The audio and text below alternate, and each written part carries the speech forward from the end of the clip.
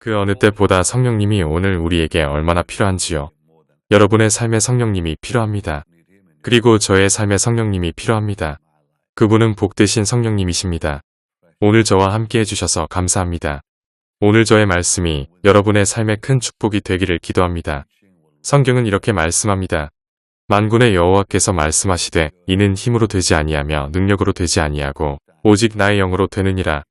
귀하신 예수님, 놀라우신 예수님, 우리의 마음과 눈을 여셔서 주님의 놀라운 말씀을 보고 받아들이게 하소서.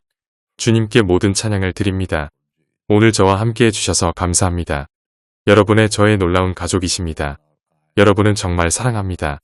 여러분에게 묻고 싶은 것이 있습니다. 만약 여러분이 2000년 전으로 돌아간다 합시다. 여러분이 2000년 전 이스라엘에서 예수님의 제자 중 한 명이 되었다고 합시다. 여러분은 주님을 보고 주님과 함께 걷습니다.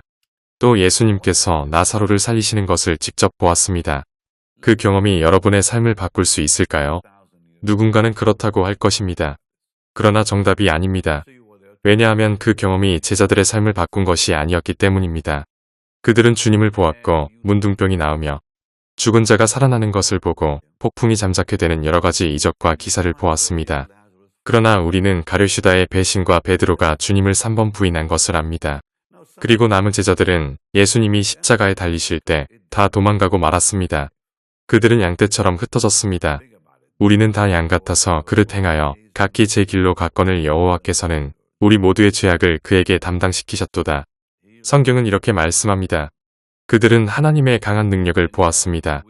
어떤 사람도 어떤 세대도 경험해보지 못한 것을 보았습니다. 제자들은 예수님을 직접 보았고 나사로가 살아나는 것도 보았습니다. 그러나 며칠 후 제자들은 모두 예수님을 버렸습니다. 베드로는 부인하고 유다는 배신했습니다. 왜 이런 일이 일어났을까요? 그 이유는 이는 힘으로 되지 아니하며 능력으로 되지 아니하고 오직 나의 영으로 된다고 주님께서 말씀하셨기 때문입니다. 그들은 하나님의 능력으로 보고 하나님의 영광을 보았습니다. 생각해 보십시오. 그들은 변화산상에서 주님과 함께 있었습니다. 베드로와 요한과 야고보는 하나님의 영광을 보고 하나님의 음성도 들었습니다. 엘리야와 모세가 주님과 대화하는 것도 들었습니다. 그러나 그 경험이 그들을 변화시키지 못했습니다. 왜냐하면 성령님 없이는 어떤 경험도 그 사람을 변화시키지 못하기 때문입니다. 이스라엘 백성들은 40년 동안 불기둥과 구름기둥을 보았습니다. 40년 동안 보았음에도 그들은 변하지 않았습니다. 그들은 하나님께서 십계명을 말씀하시는 것도 들었습니다. 그들은 하나님의 불과 하나님의 음성을 들었습니다. 그러나 며칠 후 그들은 금송아지를 만들고 그걸 여호와라고 불렀습니다. 왜냐하면 표적과 기사가 사람의 마음을 변화시키는 것이 아니기 때문입니다. 오직 성령님만이 사람의 마음을 변화시키십니다. 이는 힘으로 되지 아니하며 능력으로 되지 아니하고 오직 나의 영으로 되느니라. 이스라엘 백성과 12제자들은 하나님의 능력을 자세히 보았습니다. 나사로가 살아난 이후 그와 함께 식사도 했습니다. 그러나 얼마 지나지 않아 제자들은 모두 주님을 버렸습니다. 한번 생각해 봅시다. 왜 오직 성령님만이 사람의 죄를 책망하시고 진림을 주실 수 있는 것일까요?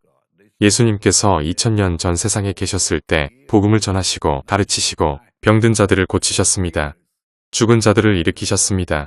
그러나 기적을 경험한 사람 중에 단 한 사람도 제가 어떻게 해야 구원을 받을 수 있겠습니까? 이렇게 말하지 않았습니다. 아무도 죄에 대해 찔림을 받지 않은 것입니다. 심지어 학자인 니고데모조차도 주님께서 거듭남에 대해 말씀하실 때 그것을 이해하지 못했습니다. 왜냐하면 예수님이 말씀하신 것을 깨닫게 하시고 계시해 주시는 성령님이 그곳에 안 계셨기 때문입니다. 여러분, 기독교는 계시에 관한 것입니다. 종교가 아닙니다. 기독교가 종교였던 적은 단 한 번도 없습니다. 또 앞으로도 기독교는 종교가 아닙니다. 진정한 기독교는 예수님에 관한 계시입니다. 하나님의 아들에 관한 계시입니다. 바로 이것입니다. 그리고 성령님은 예수님을 계시하시는 분이십니다. 그래서 진정한 기독교는 계시입니다. 그리고 성령님은 주님을 계시하는 분이십니다. 그래서 당신이 구약과 신약을 읽을 때 성령님께서는 우리의 마음에 예수님을 계시해 주십니다. 제가 여러분에게 잠시 동안 우리의 삶 속에 있어서 성령님의 중요성을 말씀드리겠습니다. 2000년 전 무리들은 예수님을 직접 눈으로 보았고 그들의 귀로 예수님의 말씀을 직접 들었습니다. 그러나 대부분은 예수님을 사랑하지 않았습니다. 예수님을 사랑하는 자는 정말 소수였습니다. 수많은 무리들은 후에 예수님을 십자가에 못 박도록 넘겨줍니다. 그러나 저와 여러분은 예수님을 직접 보지 못했습니다. 그러나 사랑합니다. 그 사랑은 진실합니다. 어떻게 이 일이 가능할까요?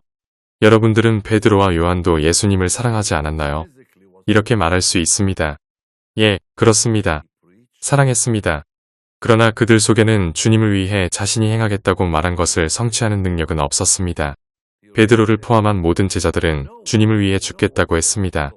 그러나 그들은 그렇게 할 수 없었습니다. 왜냐하면 그들의 말을 이루도록 도와주는 성령님이 거기 계시지 않았기 때문입니다. 그래서 그들의 사랑은 말뿐이었습니다. 베드로는 말했습니다. 주님과 함께 죽겠습니다. 그러나 주님을 저주하며 부인했습니다. 그리고 예수님께서 부활하신 후 첫 번째로 베드로에게 물으신 것은 너가 나를 사랑하느냐? 이것이었습니다. 비로소 베드로는 제가 주님을 사랑합니다. 이렇게 고백할 수가 있었습니다. 왜냐하면 요한복음 20장에 예수님께서 숨을 내쉬며 성령을 받으라고 하셨기 때문입니다. 그 후 진심으로 주님을 사랑하게 되었습니다. 우리에게 주신 성령으로 말미암아 하나님의 사랑이 우리 마음에 부은 바 되었다고 말씀합니다. 그래서 우리는 성령님 없이 예수님을 사랑할 수 없습니다. 아무도 주님을 사랑할 수 없습니다. 왜냐하면 성령님이 그 사랑을 우리에게 넣어주시기 때문입니다. 그래서 주님은 수많은 무리에게 복음을 전하셨지만 아무도 양심의 죄에 책망을 받지 않았습니다. 왜냐하면 죄인들의 죄를 책망하시는 분이 성령님이신데 그때에는 죄를 책망하기 위해 성령님이 그곳에 안 계셨기 때문입니다. 예수님의 육성을 실제로 들은 많은 사람들은 주님의 임재를 감지하지 못했습니다. 예수님이 떠나시고 무리들도 떠났습니다. 무리들은 집으로 돌아가는 길에서 주님의 임재를 지키고 또 느끼지도 못했습니다. 우리는 아직 예수님은 눈으로 보지 못했습니다. 그러나 우리의 피부보다 또 우리를 둘러싼 세계보다 예수님은 더욱 실제적인 분이십니다. 왜 이런 일이 가능합니까? 성령님 때문입니다. 2000년 전에 예수님을 직접 보았던 수많은 무리들과 다르게 우리는 예수님이 그 어떤 것보다 더 실제적이십니다. 이 점에 대해 생각해 보십시오. 성령님은 저와 여러분에게 예수님을 우리의 몸보다 더 실제적인 분으로 만드십니다. 우리의 생명, 가족, 그리고 친구보다 더 실제적인 분이십니다. 우리가 사랑하는 사람들보다 예수님은 더욱 실제적인 분이 되셨습니다. 왜냐하면 그들과 다르게 예수님은 우리 속에서 거하시는 분이기 때문입니다. 예수님은 당신 속에 계십니다. 여러분의 친구나 부모님은 당신 속에 있지 않습니다. 그러나 예수님은 당신 속에 거하십니다. 오직 예수님만 그러하십니다. 당신 안에 계시는 분이 누구십니까? 예수님은 지금 하늘 보좌 위에 계십니다. 예수님의 영이, 주님의 영이 당신 속에 계십니다. 예수님은 하나님 우편에 앉아 계십니다. 당신 마음속에 계신 분은 성령님이십니다. 성령님은 누구십니까? 주님의 영이십니다. 그분은 제한이 없으신 예수님이십니다. 한계가 없으신 예수님이십니다. 예수님이 이 땅에 계셨을 때는 한계가 있으셨습니다. 한 번에 한 곳에만 있을 수 있으셨습니다. 오늘날 성령님을 통해 예수님은 모든 곳에 계십니다. 성령님은 예수님의 영이십니다. 고린도후서를 보면 주는 영이시니 주의 영이 계신 곳에는 자유가 있다고 말씀합니다. 성령님 없이는 기독교는 유지될 수 없습니다. 저와 여러분은 성령님 없이 크리스천의 삶을 살 수 없습니다. 성령님 없이 살 수 없습니다. 이는 힘으로 되지 아니하며 능력으로 되지 아니하고 오직 나의 영으로 되느니라 이렇게 말씀하신 이유입니다. 고린도후서를 4장 13절을 보면 믿음의 영이라는 단어가 있습니다. 그는 믿음의 영이시며 사랑의 영이시고 생명의 영, 능력의 영이십니다. 그는 전능하신 하나님이십니다. 우리는 삼위일체를 이해할 수 없습니다. 우리의 작은 머리로는 삼위일체를 이해할 수 없습니다. 왜냐하면 당신이 삼위일체를 이해한다고 생각한다면 당신은 하나님을 당신의 수준으로 낮추는 것입니다. 그렇게 되면 당신은 하나님을 더 이상 예배드릴 수 없을 것입니다. 다시 말씀드리겠습니다. 누군가가 난 삼위일체를 이해할 수 있어 라고 말하는 순간 하나님을 당신의 수준으로 낮추는 것입니다. 그렇게 되면 더 이상 당신은 하나님을 하나님으로 바라볼 수 없으며 예배드릴 수도 없습니다. 그래서 저와 여러분은 이 삶에서 삼위일체를 이해할 수 없습니다. 아버지 하나님, 아들 하나님, 성령 하나님은 한 하나님이십니다. 새 위격의 한 하나님입니다. 여러분이 성경을 보면 하나님은 삼위일체라는 것을 쉽게 확인할 수 있습니다. 한 주님이십니다. 맞습니다. 그리고 새 위격으로 계십니다. 이 때문에 하나님이 우리의 형상을 따라 사람을 만들자고 하신 것입니다. 히브리어 엘로힘은 복수형입니다. 하나님이 사람을 창조할 때 우리의 형상을 따라 만들자고 하셨습니다. 성경 곳곳에 삼위일체를 말씀하고 있습니다. 이제 성령님에 대해 말씀드리겠습니다. 그는 전능하신 하나님이십니다. 그는 아버지와 아들과 동등하십니다. 그의 사역은 다릅니다. 성령님은 아버지 하나님께서 명령하신 것을 나타내십니다. 아들 예수님이 행하시는 것을 나타내십니다. 고린도전서 12장 6절을 보면 사역은 하나님께 속한 것임을 알 수 있습니다. 그리고 5절을 보면 직분은 예수님께 속한 것임을 알 수 있습니다. 그리고 나타나는 현상은 성령님께 속한 것이라고 7절에서 말씀합니다. 그래서 전능하신 하나님은 최고 권위자이십니다. 그리고 예수님은 아버지께서 말씀하시는 것을 행하시는 분이십니다. 예수님께서는 아버지의 뜻을 행하기 위해 왔다고 하셨습니다. 그리고 사도행전 1장에는 예수께서 행하시고 가르치심을 시작하셨다고 말씀하십니다. 이와 같이 예수님은 행하시는 분이십니다. 성령님은 나타내시는 하나님이십니다. 성령님은 이 땅과 당신의 삶 속에서 아버지의 뜻과 예수님의 행하심을 나타내시는 분이십니다. 그래서 아버지께서 아들에게 땅으로 내려가 희생제물이 되어 십자가에 죽으라고 말씀하셨습니다. 아들 예수님은 아버지의 뜻을 행하셨습니다. 그래서 십자가에 달려 죽으셨습니다. 우리의 죄를 담당하시고 우리의 구원을 위해 부활하셨습니다. 예수님은 이 땅에 오셔서 죽으셨고 죽음에서 부활하셨습니다. 그러나 이것을 당신의 마음속에 계시하시고 예수님을 당신에게 실제가 되게 하시는 분은 성령님입니다. 성령님은 구원이 실제가 되게 하십니다. 그분이 우리에게 믿을 수 있는 힘을 주십니다. 성령님이 당신에게 예수님을 구세주로 믿도록 도와주시는 분입니다. 그는 성령 하나님이십니다. 삼위 되신 하나님입니다. 오늘 우리는 그 어느 때보다 성령님이 필요합니다. 왜냐하면 성령님은 이 땅에 계시기 때문입니다. 그분은 당신 마음속에 계십니다. 지금 당신 안에 계십니다. 예수님께서는 성령님이 영원토록 함께 있을 것이라고 말씀하셨습니다. 주님께서는 성령님을 통해 당신과 함께 계시는 것입니다. 그렇기 때문에 너희를 버리지 않겠다고 하신 것입니다. 성령님을 통해 당신을 떠나지 않으시는 것입니다. 그래서 예수님은 성령님을 통하여 우리와 함께 우리 안에 계시는 것입니다. 그래서 성령님은 전능하신 하나님이시며 이 세상의 창조자이십니다. 창세기 1장은 어떻게 하늘과 땅이 창조되었는지 말씀합니다. 하나님의 영은 물 위에서 운행하셨습니다. 그는 세상이 창조될 때 거기 계셨습니다. 욥기 26장 13절을 보겠습니다. 그의 입김으로 하늘을 맑게 하시고 손으로 날렵한 뱀을 무찌르시나니. 다음으로 시편 33편을 보겠습니다. 많은 사람들은 성령님이 누구신지 모릅니다. 그분은 전능하신 하나님입니다. 그래서 오늘 저는 여러분에게 성령님에 대해 말씀드리고 다음 시간에는 예수님 당신에게도 성령님이 얼마나 필요하셨는지 말씀드리겠습니다. 예수님께서도 성령님이 필요하셨다면 저 여러분은 얼마나 더 성령님의 도움이 필요할까요? 시편 33편 6절입니다. 여호와의 말씀으로 하늘이 지음이 되었으며 그 만상을 그의 입기운으로 이루었도다. 하나님의 입기운이 누구십니까? 성령님입니다. 시편 104편을 보겠습니다. 시편 104편 30절입니다. 저는 30년 전에 안녕하세요. 성령님이라는 책을 썼습니다. 아직 읽어보지 않은 분이 계시면 꼭 읽어보십시오. 여전히 판매 중입니다. 당신의 삶이 변할 것입니다. 안녕하세요. 성령님은 제가 90년대 초반에 썼는데 아직도 사람들이 읽고 있습니다. 오직 하나님이 하신 일입니다. 저는 책을 쓸 만큼 똑똑한 사람이 아닙니다. 1991년 또는 1992년에 책을 쓴 걸로 기억하는데 여전히 사람들이 읽고 있습니다. 오직 하나님이 하신 일입니다. 시편 104편 30절입니다. 주의 영을 보내어 그들을 창조하사 지면을 새롭게 하시나이다. 또 요즘은 종이책이 아니라 휴대폰을 통해서도 읽을 수 있습니다. 제가 여기서 말씀드리는 것보다 더 많은 내용이 거기에 담겨 있습니다. 그 책이 당신의 삶을 변화시킬 것입니다. 한번 읽으셨더라도 다시 읽으셔서 성령님에 대해 새롭게 알아가십시오. 성령님이 당신을 변화시키실 것입니다. 저는 또 이사야 40장에서 성령님에 관해 말씀하신 것을 좋아합니다. 아주 놀랍고 강력한 말씀이 있습니다. 이사야 40장 12절입니다. 누가 손바닥으로 바닷물을 헤아렸으며 뼘으로 하늘을 쟀으며 땅에 티끌을 되에 담아 보았으며 접시 저울로 산들을 막대 저울로 언덕들을 달아보았으랴. 13절입니다. 누가 여호와의 영을 지도하였으며 그의 모사가 되어 그를 가르쳤으랴. 이사야 40장 12절은 성령님에 대해 묘사합니다. 누가 바닷물을 헤아리겠습니까? 누가 땅에 티끌을 세워보겠습니까?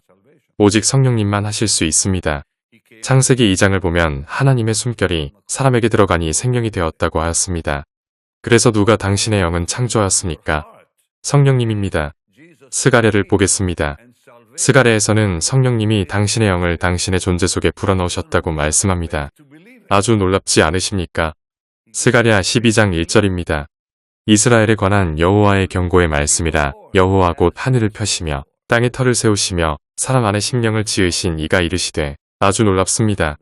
성경에 아주 많이 성령님에 대해 말씀합니다. 성령님이 저와 여러분의 심령을 지으셨습니다. 저와 여러분뿐만 아니라 모든 사람들이 성령님이 아니었다면 살 수가 없습니다. 욥기 33장 4절입니다. 하나님의 영이 나를 지으셨고 전능자의 기운이 나를 살리시느니라. 성령님이 사람을 살게 하십니다. 무신노자조차도 전능자의 기운이 없다면 살 수가 없습니다. 그들은 성령님을 알지 못하고 또 알기도 원하지 않습니다. 그래서 그분을 받아들이는 것은 하나님을 받아들이는 것입니다. 그분은 전능하신 하나님이시기 때문입니다. 그분은 가장 높은 분의 능력이 되십니다. 그는 삼위일체의 능력이 되십니다. 전능하신 하나님의 능력입니다. 그리고 성령님은 당신에게 하나님이 어떤 분이신지 계시하실 수 있는 분입니다. 아주 많이 그는 하나님의 깊은 것을 당신에게 알리십니다. 고린도전서 2장 9절과 10절입니다. 기록된 바 하나님이 자기를 사랑하는 자들을 위하여 예비하신 모든 것은 눈으로 보지 못하고 귀로 듣지 못하고 사람의 마음으로 생각하지도 못하였다 함과 같으니라. 오직 하나님이 성령으로 이것을 우리에게 보이셨으니 성령은 모든 것 곧 하나님의 깊은 것까지도 통달하시느니라. 하나님은 그의 자녀들에게 숨기시는 것이 없습니다. 하나님의 영은 알려주십니다. 성령님은 하나님의 가장 깊은 것까지도 우리에게 알려주십니다. 우리에게 숨겨진 것은 없습니다. 하나님께서는 그의 영을 통해 우리에게 계시해 주십니다. 9절에서 멈추지 마십시오. 기록된 바 하나님이 자기를 사랑하는 자들을 위하여 예비하신 모든 것은 눈으로 보지 못하고 귀로 듣지 못하고 사람의 마음으로 생각하지도 못하였다 함과 같으니라. 여기서 멈추지 마십시오. 10절을 보면 하나님의 영이 알려주신다고 분명히 말씀합니다. 하나님의 자신의 백성들에게 비밀을 숨기시는 분이 아닙니다. 우리는 하나님의 깊은 곳을 알 수 있습니다. 성령님이 하나님의 모든 깊은 것까지 알려주시기 때문입니다. 12절에는 아주 놀라운 말씀이 있습니다.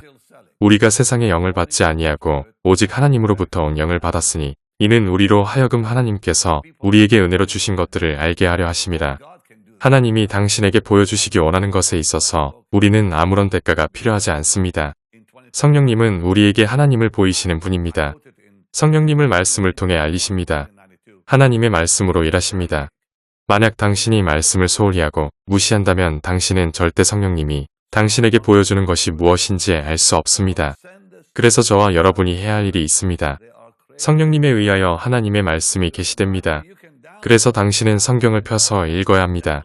베드로후서 1장 21절을 보겠습니다. 예언은 언제든지 사람의 뜻으로 낸 것이 아니요 오직 성령의 감동하심을 받은 사람들이 하나님께 받아 말한 것입니다. 그래서 성령님 없이 저와 여러분은 말씀을 받을 수 없습니다. 그분은 하나님의 말씀을 계시하시는 분이십니다.